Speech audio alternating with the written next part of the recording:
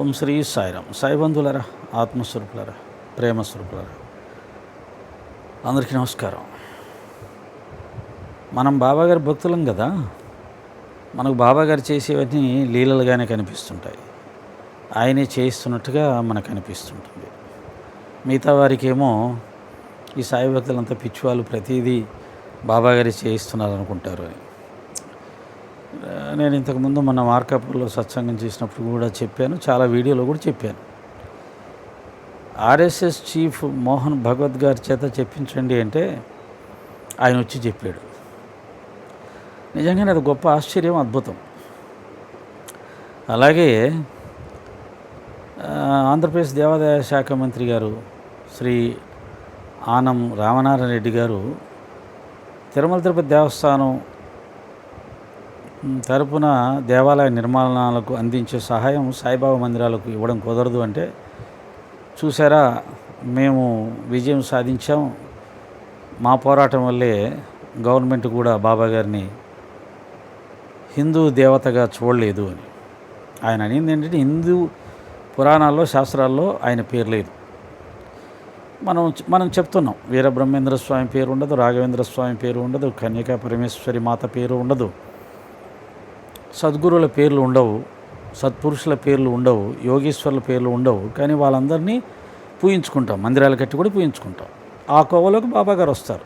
అంత మాత్రం చేత బాబాగారు హిందూ మతానికి చెందని వారు అని అనడానికి వీలు లేదు. అయినా కానీ పాపం మన వాళ్ళు ఆనందంతో కొంత వ్యక్తం చేశారు, కొన్ని వీడియోలు చేశారు. కానీ మరుసటి రోజే ఆనం రామనారాయణ రెడ్డి గారు, నేను బాబాగారికి పరమభక్తుణ్ణి, ఆయన పూజ చేయకుండా నేను బయటికి రాను అన్నారు. ఇది మరొక బాబాగారి అద్భుత లీలగా మనం చెప్పుకుంటాం. ఆయన పెద్ద పెద్ద వాళ్ళ చేత సాక్ష్యాలు ఇప్పిస్తున్నాడు. ఇదిగోరా నా మహత్తు, నా యొక్క మహిమ, ఇంత పెద్దవాళ్ళు కూడా నన్ను పూజిస్తున్నారు, నా భక్తులు, మీరెందుకు అనవసరంగా నన్ను ద్వేషిస్తూ దూషిస్తూ నా మీద ఎందుకు చెడు ప్రచారం చేస్తున్నారు అని చెప్పి ఆయన కొన్ని సూచనలు ఇస్తున్నట్టుగా అనిపిస్తుంది. ఇప్పుడు మరొక లీల ఏమిటంటే, బాబాగారి గురించి మనం చాలాసార్లు చెప్పాం. ఏంటంటే మన వాళ్ళు ఏమంటారంటే, బాబాగారు హిందువులందరినీ ముస్లింలుగా మత మార్పులు చేయడానికి వచ్చాడు, హిందువుల పద్ధతులను ఆచరిస్తున్నట్టుగా నటిస్తూ హిందూ భక్తుల్ని ఆకర్షించి వాళ్ళందరినీ మత మార్పులు చేసేస్తాడు. ఏదయ్యా ఈ 100-150 సంవత్సరాల్లో, ఆయన ఉన్న 50-60 సంవత్సరాల్లో ఎప్పుడూ ఒక్కరిని కూడా మార్చింది లేదు. ఆయన శరీరం వదిలిపెట్టిన తర్వాత ఈ 100 సంవత్సరాల్లో కూడా ఎప్పుడూ ఒక్కరిని మార్చింది లేదు. అసలు మా బాబాగారి సిద్ధాంతమే వేరు కదా.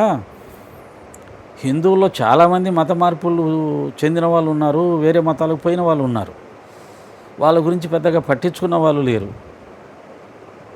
కానీ ఒక్క సాయిబాబా గారు మాత్రమే, షిరిడి సాయిబాబా గారు మాత్రమే మతం మార్చుకుంటే నీ అబ్బను మార్చుకున్నట్టే అని చెప్పిన ఏకైక గురువు, దైవం షిరిడి సాయిబాబా వారు. ఒక్క బాబాగారి చరిత్రలో మాత్రం ఆ పదం వినిపిస్తుంది. ఎందుకంటే ఒక ముస్లిం భక్తుడు ఒక హిందువుని ముస్లింగా మార్చి, బాబాగారు ముస్లిం ఆకారంలో కనిపించాడు కాబట్టి బాబా దగ్గరికి వచ్చి, బాబా ఈ హిందువుని నేను ముస్లింగా మార్చానని చెప్తే బాబా సంతోషిస్తాడు అనుకుని వచ్చి చెప్తాడు, బాబా ఇతన్ని మన ఇస్లాంలోకి మార్చాను అని. అప్పుడు బాబాగారు ఆ మతం మారిన వ్యక్తి చెంప మీద కొట్టి, మతం మార్చుకోగలవు కానీ నీ అబ్బను మార్చుకుంటావా అన్నాడు. అంటే ఎంత సీరియస్, దాంట్లో ఎంత జ్ఞానం ఉంది.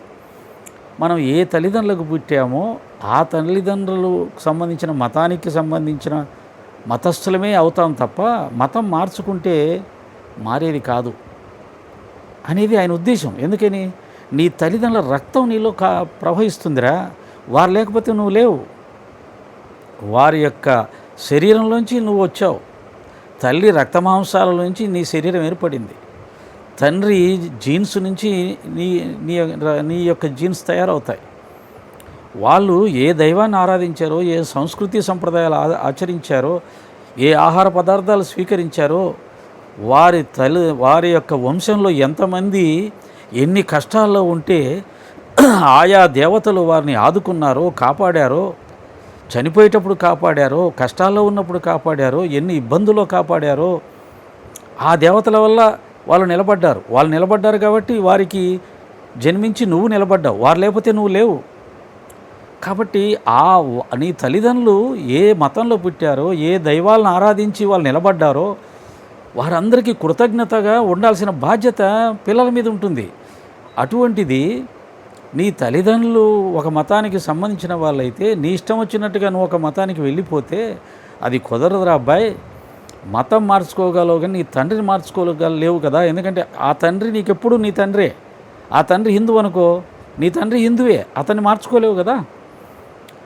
నీ తండ్రి ముస్లిమే, అతను మార్చుకోలేవు కదా. నీ తండ్రి క్రిస్టియన్, అతను మార్చుకోలేవు కదా.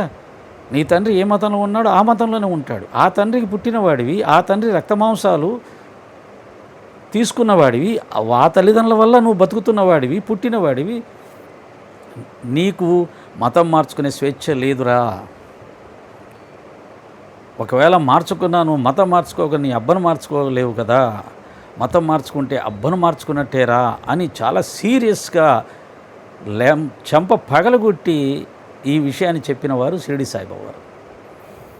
చూడండి, మొన్నటిదాకా షిరిడి సాయిబాబా గారు ముస్లిం అని చెప్పిన పిల్లలు కూడా ఈ విషయం చెప్పినప్పుడు వాళ్ళు ఏమీ మాట్లాడలేకపోయేవాళ్ళు. కొంతమంది ఏదో దాన్ని కూడా ఒక్కరి భాష చెప్పేవాళ్ళు. పాపం ఒక్కరిని మారిస్తే ఏం లాభం, మొత్తాన్ని మార్చాలని ప్లానింగ్ వల్ల అన్నాడు అని చెప్పి ఏదో ఒకటి అనాలి కాబట్టి అన్నారు పిల్లలు, వదిలేద్దాం. కానీ మతం మార్చుకుంటే అబ్బను మార్చుకున్నట్టే అన్న విషయాన్ని చెప్పిన వారు షిరిడి సాయిబాబా వారు. ఈరోజు అదే విషయం రాష్ట్రమంతా చక్కర్లు కొడుతుంది. అంటే మన హిందూ సోదరులందరి నోట ఈ మాట వినిపిస్తుంది. ఆ అబ్బాయి ఎవరో భరత్ అనే అబ్బాయి ఆటో వెనకాల మతం మార్చుకుంటే తల్లిని మార్చుకున్నట్టే, తండ్రిని మార్చుకున్నట్టే అని రాశాడు.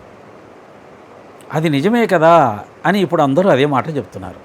మతం మార్చుకుంటే తల్లిని మార్చుకున్నట్టే, తండ్రిని మార్చుకున్నట్టే. ఎందుకంటే ఆ తల్లిదండ్రులకు పుట్టి నువ్వు మతం మార్చుకుంటే మన తల్లిదండ్రులు మార్చుకోలేవుగా. వాళ్ళు హిందువులు, వాళ్ళు క్రైస్తవులు, వాళ్ళు ముస్లింలు అయినప్పుడు నువ్వు వేరే మతస్థుడు ఎలా అవుతావు? నీ శరీరం వారిది, నీ ప్రాణం వారిది, నీ జీవం వారిది.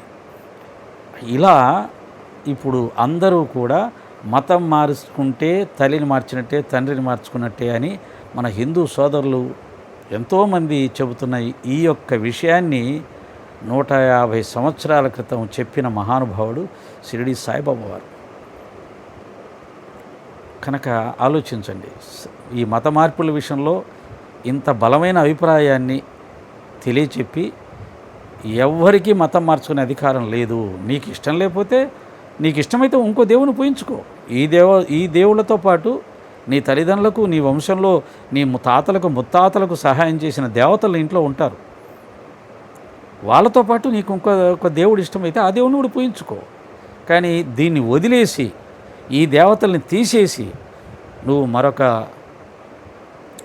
వేరే మతానికి సంబంధించినటువంటి దేవుణ్ణి ఆరాధిస్తాను, ఈ మతాల పద్ధతులన్నీ కూడా వదిలేస్తాను, నేను వేరే మత పద్ధతులు ఆచరిస్తాను. అంతేకాదు, దురదృష్టం ఏంటంటే నీ తాతల తండ్రులను కాపాడిన దేవతలు, నీ తాతల తండ్రులు ఆచరించిన మతాన్ని దూషిస్తూ బతికే స్థితికి, నీచ స్థితికి వెళ్ళడం అనేది చాలా దుర్మార్గమైన విషయం. కాబట్టి ఈ మత మార్పుల విషయంలో ప్రతి ఒక్కరూ ఆలోచించాలి.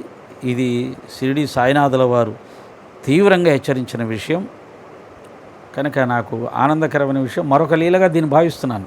ఒరే, నన్ను ద్వేషిస్తున్నారు పిల్లలు, కానీ నేను చెప్పిన మాటని ఈరోజు వారు దేశమంతా ప్రచారం చేస్తూ ఉన్నారు.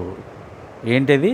మతం మార్చుకుంటే అబ్బను మార్చుకున్నట్టే అని సాయినాథుల వారు చెప్పిన మాటని ఈరోజు హిందూ సోదరులందరూ కూడా దేశమంతా చాటుతున్నారు. ఇది మరొక లీలగా నేను భావిస్తాను. సాయిరామ్.